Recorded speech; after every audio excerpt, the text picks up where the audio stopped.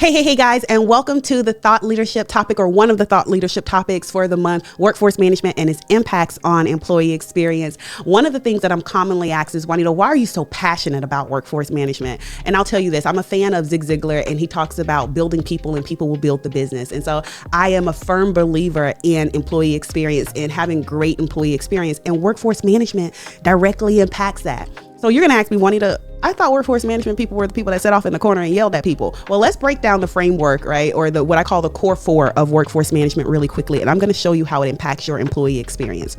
So the core four of workforce management is raw data or data gathering, data analysis. That's one.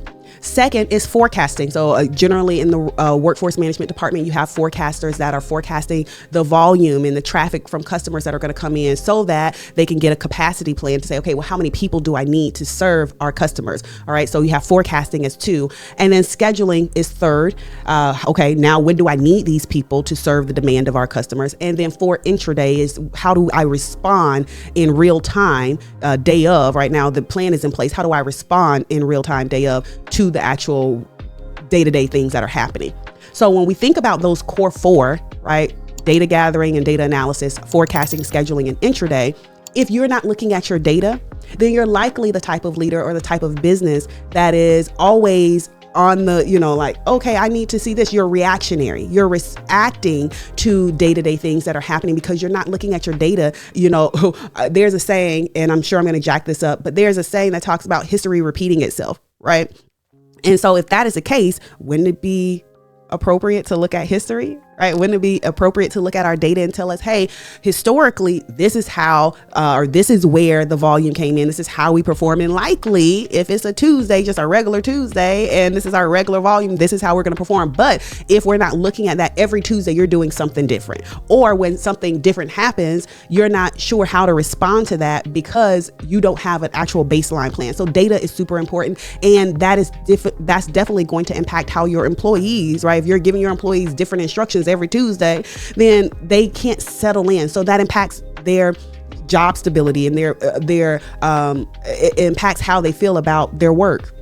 Second, when we think about forecasting, okay, if you said that we were going to get 500 calls, okay, and we got 100 calls, okay, then what's happening? Likely your employees are sitting around like, I have nothing to do. So they're idle, they're bored, they're not engaged.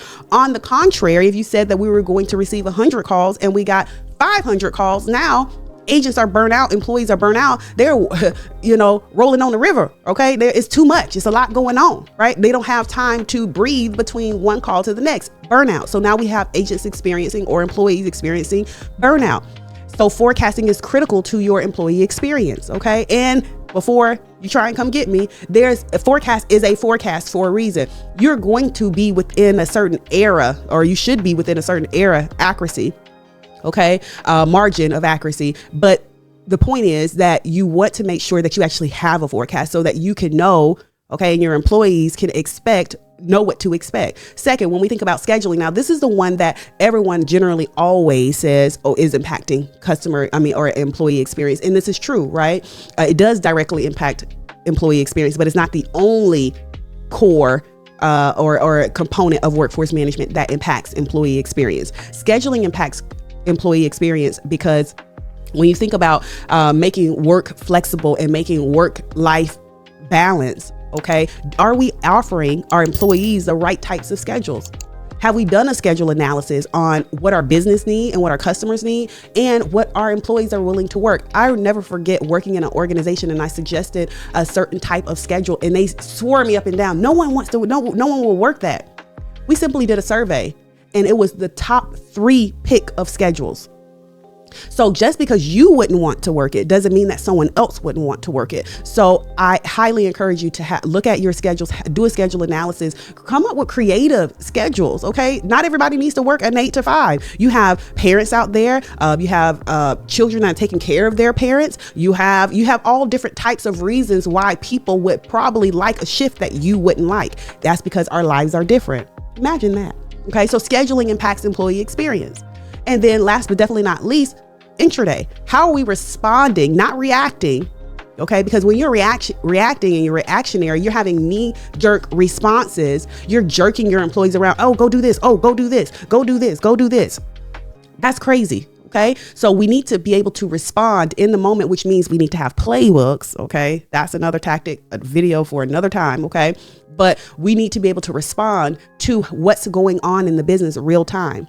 And if you are responding or reacting and not responding, then your employees are feeling it and it's impacting your employee experience. So when I say that workforce management has a direct impact on your employee experience, that is exactly what I mean.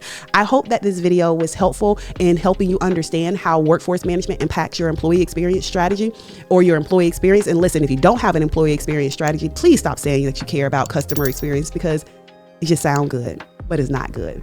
Until next time, go be great and let's make impact. See you all soon. Bye.